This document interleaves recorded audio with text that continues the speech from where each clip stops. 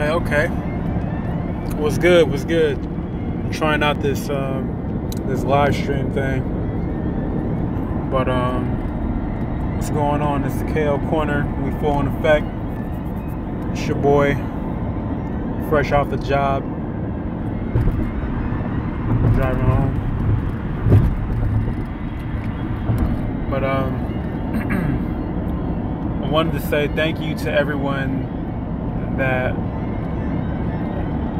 check out our videos, that keep in with us and try and keep up to date with us. I know that we haven't been consistent in regards to the content that we release on a consistent basis, so I do want to thank you all for those who have followed us and for those who continue to follow us. We appreciate the support, and we will try and get more consistent because we are a voice for the people. We definitely want to voice all of our opinions and talk about boxing, talk about politics, music, whatever the case may be. But we want to have an educated conversation about it and actually get out decent viewpoints as opposed to what we're subjected to seeing on TV with ESPN or Fox Sports News or whoever the case is, or HBO, whatnot. But either way, thank you once again. Appreciate your support. We're going to put out more videos consistently, and if not videos, we're going to do a thing where we're doing live streams. That way, if you do want to talk or call in or ask a question or whatnot, we can go ahead and get that going on. Now, in regards to recent activity, Danny Jacobs had a fight over the weekend. Beterbiev had a fight over the weekend. There were a couple of other eventful matchups that took place, and Rich from the KO Corner, he's actually going to break that down in a separate video, so look out for that. Shout outs to the other members, TC.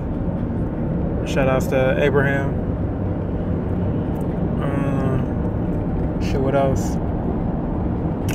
I think one thing that Rich did not go over in the video that he's going to be releasing soon is... Oh, shit, what's good, bro? I see you. Okay. Shit, what y'all want to talk about?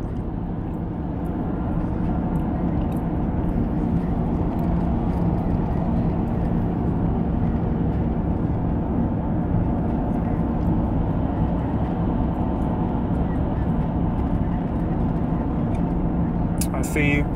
I think TC always at work. TC be working like them 20-hour shifts. Yeah. So just as TC mentioned, I was actually going to bring it up too. Oscar De La Hoya is calling out Conor McGregor. He's trying to get a comeback going on. And I saw a little video. It was on Fight Hype, where he was wearing his robe and everything and had his little hand wraps on and was shadow boxing and whatnot. I don't know if homie's on that coke or what, but that's going to be a battle of two crackheads if they ever get together and fight. Honestly, it's probably just Oscar trying to get some attention on some WWE type, entertainment type shit.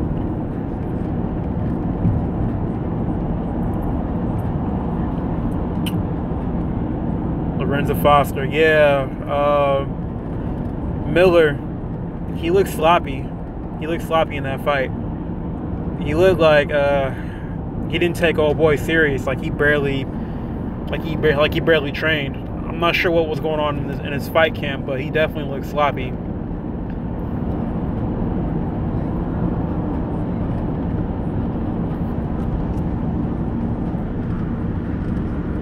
He definitely is going to have to cut weight because, I mean, and get in better shape.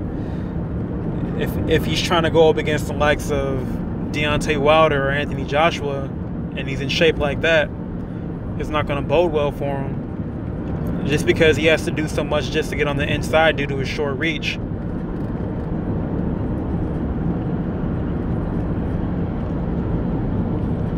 Yeah, and just as you were saying, TC, like looking at Miller at the beginning of the fight, to me, he had that impression, like he had that mindset where he was just bullshitting with old boy. He wasn't even taking him serious. He was kind of just, he says, out slicking him, you know, doing basic shit really to beat him.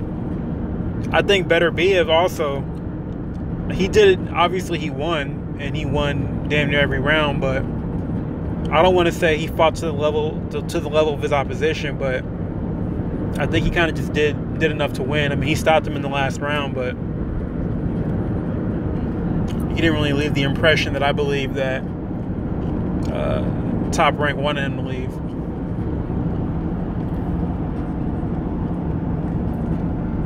What y'all think about Danny Jacobs? Did he look good? Is he ready for Triple G again?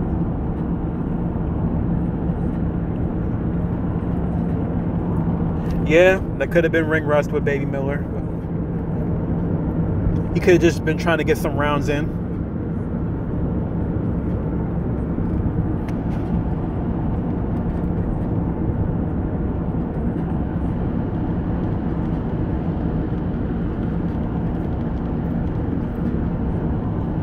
TC, has Miller shown you enough to where he would pose a threat to either Wilder or Joshua?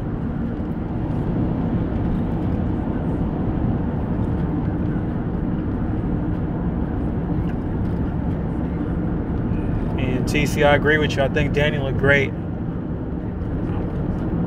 Apparently he's vegan. He's vegan now. And he looked great. I don't think Triple G wants that rematch with him.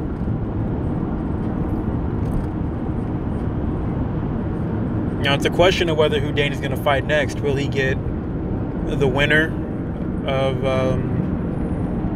Billy Joe Saunders and who is he fighting?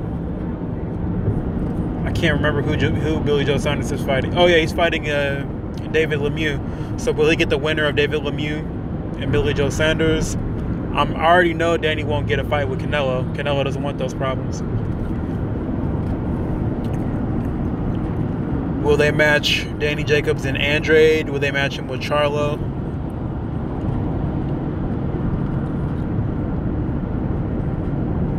Yeah, I wouldn't mind seeing Danny and David Lemieux too.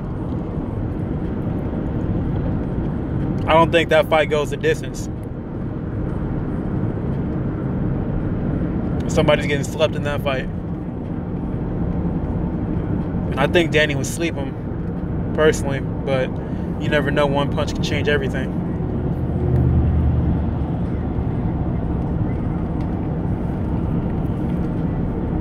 I think that with Danny Jacobs, people, the Danny Jacob detractors, I think they're caught up on the fact that, you know, he was knocked out by Pirog years ago, but he's obviously come a long way since then. He beat cancer, and who's to know if he was facing some kind of physical ailment leading up to that fight against Pirog all that time ago. I mean, he's been knocked down since then against Sergio Mora, more of a flash knockdown, but I don't know if the chin issues are any. And I forgot he got knocked down by Golovkin, but I don't think his chin is as bad as some people make it seem to be.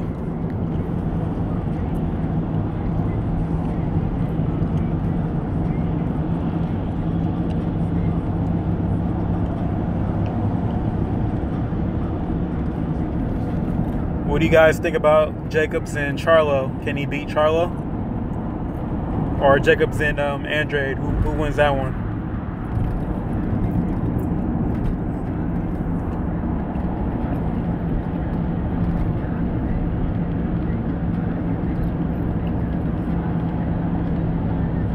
Yeah, TC, I agree with you. I think it was a big factor against Pirog, the cancer issue.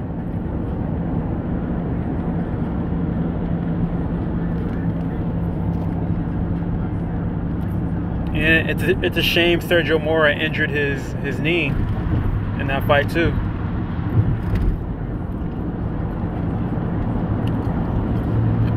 With Danny and Jermall Charlo, I might be in the minority and I love Danny, but I think Jermall, excuse me, I think he got something for him, and that's a tough fight to call.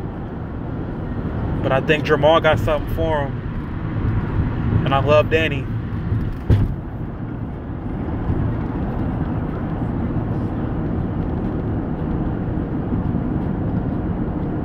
Yeah, them Charlo boys, man. I've learned you can't doubt them no more. I'm not even gonna pick against them going forward anymore.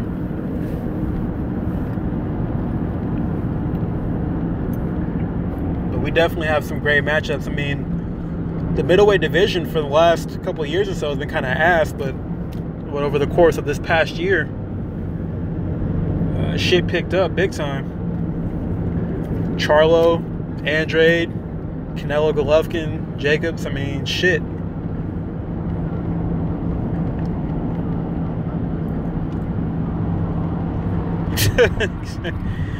Say that's the paddleboard, okay.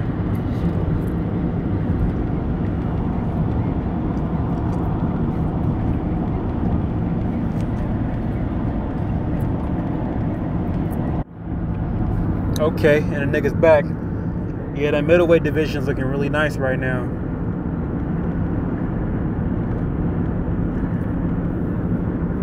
Now I'm thinking the winner of Billy Joe Saunders and David Lemieux is either going to fight Danny Jacobs or Canelo. And if the winner fights Canelo, that'll obviously be in May. So that leaves Gennady Golovkin without a dance partner, and we all know he wants the rematch with Canelo because from a lucrative standpoint, that's the biggest fight he can get. And from a fight standpoint, I mean, the first fight, you can argue a draw, you can argue Golovkin won, you can argue Canelo won. I think if we're going to measure Golovkin and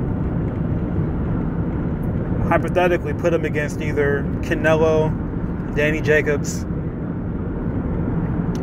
Jermall Charlo, and although he officially has a win over Danny Jacobs, and you can argue a win over Canelo, the best fight for him out of those three would be Canelo, even though I think Canelo can do things to make the fight much easier for him in the rematch. I don't think Golovkin wants any problems with Jacobs. I don't think he wants that rematch.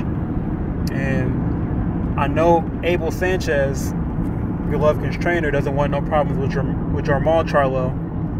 And I say that because when he was interviewed with by Dante from Dante's Boxing Nation like a while back, and when Dante just simply asked him about facing Jermall Charlo, that boy Abel Sanchez went off. He went crazy like, oh, he doesn't deserve a fight with Golovkin and blah, blah, blah, blah. He was saying any and everything to discredit Jermall Charlo, saying he wasn't a contender and hasn't done that to prove his worth. And I'm like, yeah, I mean, he's not really established at middleweight per se. I mean, he has a fight against one of the contenders for the WBC title, and he is the #1 contender for that belt, which Golovkin owns. But Kell Brook, you know, wasn't an established middleweight, and Golovkin fought him with no problem. So, yeah, exactly. Lorenzo Foster said Triple G ain't trying to take any risk for that next payday. Definitely agree. So he won't be fighting Jacobs. He won't be fighting Charlo. He won't be fighting Andrade. Nah, he definitely ain't moving up. Because them boys at the higher weight class got something for him too.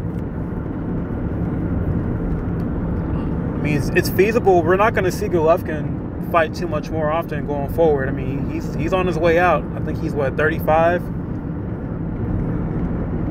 And there's a lot of young, hungry lions at middleweight and at super middleweight.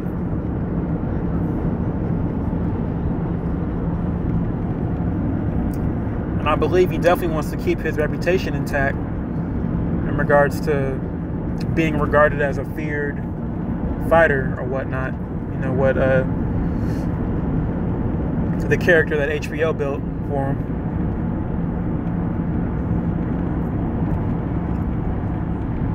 Yeah, Danny definitely hurt him. Canelo made him pause for a minute. Canelo could have did more damage if he would have fought a more disciplined fight, or if he would have fought with a different strategy. Canelo made the mistake by trying to move too much, and he's not a natural mover. You can do it in spots, but he's not a natural mover. And then he tried laying on the ropes too often. I mean, which was effective to a certain point, but he let Golovkin get off too much, and Canelo needed to also counter Golovkin's jab.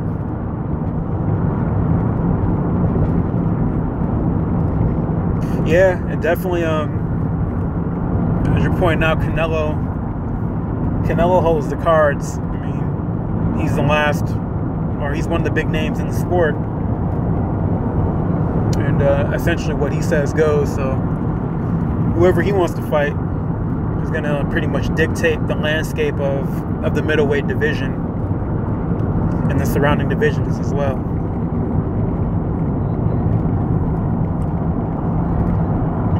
Oh, being in front of Triple G, yeah, is definitely stupid. However, I think if you crowd his punching space and you try and push him back and get in his chest, I think you can nullify his attack and make him ineffective. And Canelo did that a few times. It was on a rare occasion he actually tried to take the action to Golovkin and made him pause.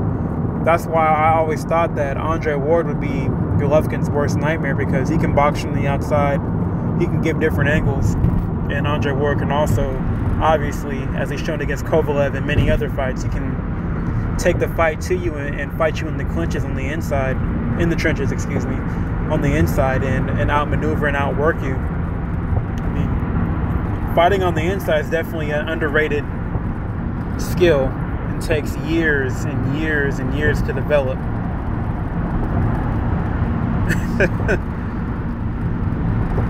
Man, Willie Monroe.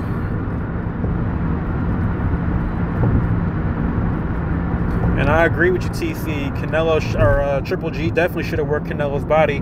He'd have made the night a lot easier for him. I think he was hesitant to do that because he was worried about that counterattack from Canelo coming back at him.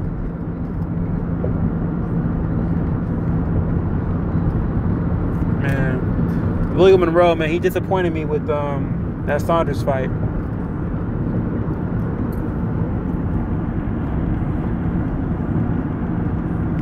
Saunders' kid punched him in his dick and everything, man. I'd have whooped that little kid's ass, man.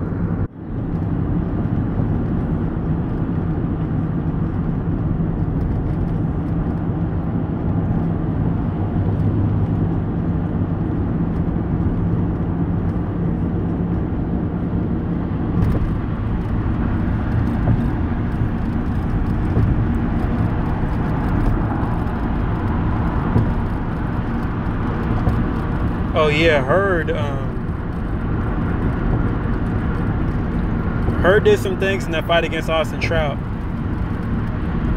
He showed that he definitely has tenacity, and he can push through even when the circumstances aren't in his favor. He's very durable. He's very durable as a fighter. Has a good motor. He has a lot of fight in him. I don't think that'll be enough if he's to face Jermell Charlo in a unification match, if that's the next fight. But Hurd's definitely he's definitely a tough customer. Austin Trout in that fight, I think he did well in the beginning. I think he made the mistake of he tried showing too many of his tricks too early, and he exerted too much energy too early. But that may have been caused by the constant pressure that Hurd was putting on him. So you have to credit Hurd for that.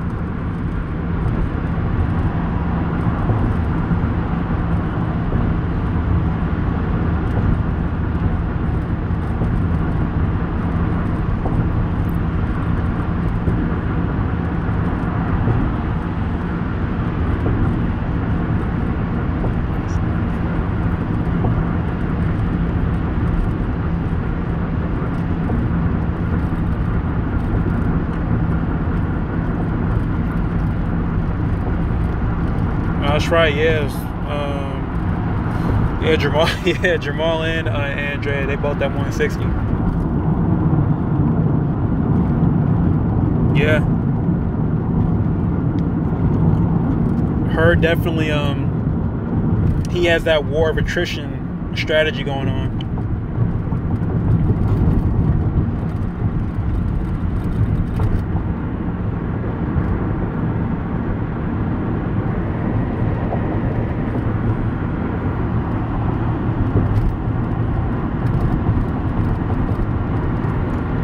Hurd, in a way, kind of reminds me of Paul Williams a little bit.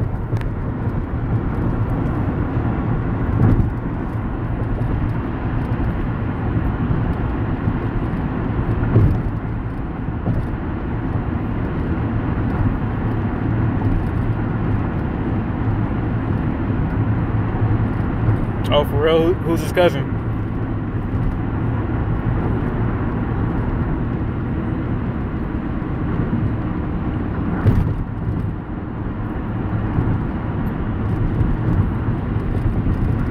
Thank you. Man, I miss Paul Williams, and he was a hell of a fighter.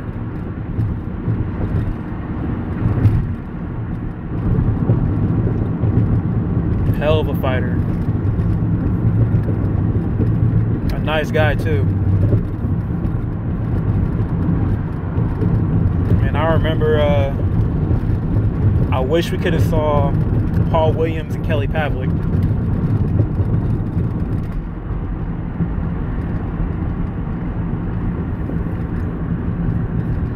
I think the Paul Williams and Kelly Pavlik fight got canceled, I think, like 3 or 4 times. But, man, wish we could have saw that fight.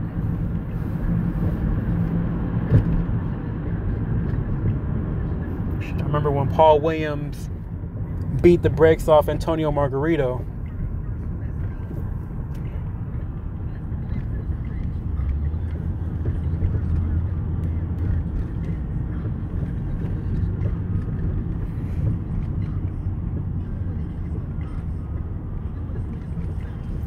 The only thing I didn't like about Paul Williams and his fighting style was sometimes I think he was too focused on offense and getting his shots off, or he would neglect some of the, you know, the technical things in regards to defense. He'd leave himself open, and he had a good chin. He can take a shot, but still, I mean, any shot is a shot you don't want to take, and that was the only thing with Paul Williams. But I mean, his punch output, ridiculous. And you got to admire the fact that this man was trying to get fights anywhere from 147 to 168. That's ridiculous.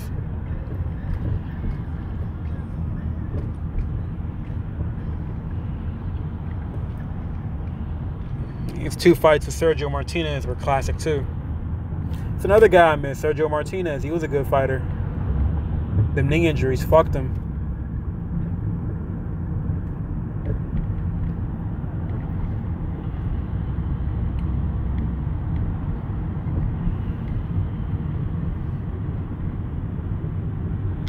The 154, that's a hot division too. We got the champs, of course. We got Hurd, we got Jermell, we got Arizani Lara.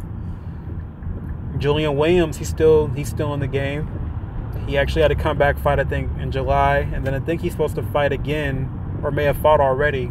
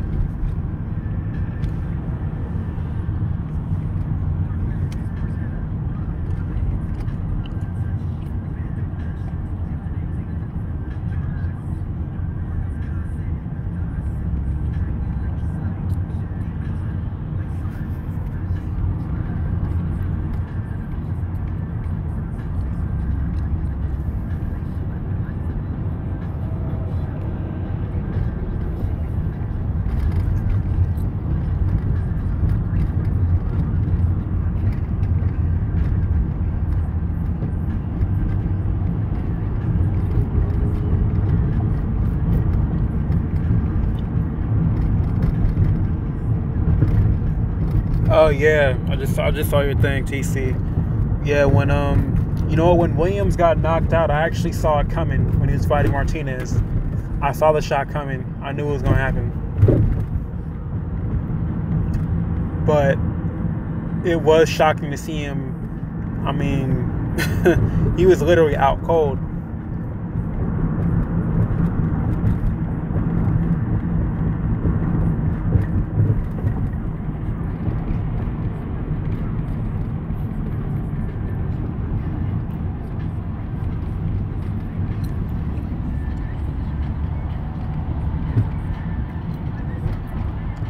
All right, y'all. Well, I'm about to be out. Thanks for tuning in.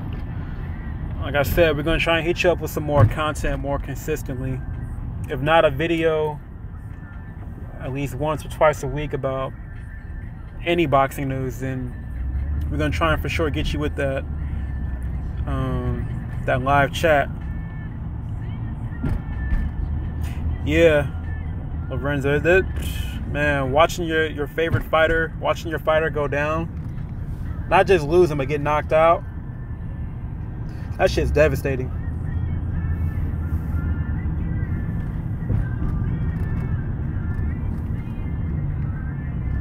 But watching one of your fighters knock somebody the fuck out, man, that's a great feeling.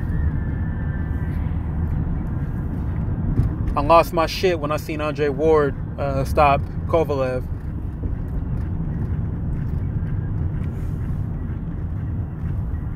Lost my mind that night.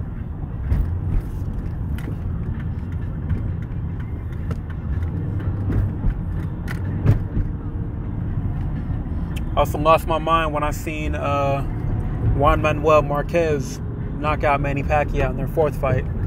That was a good night for me.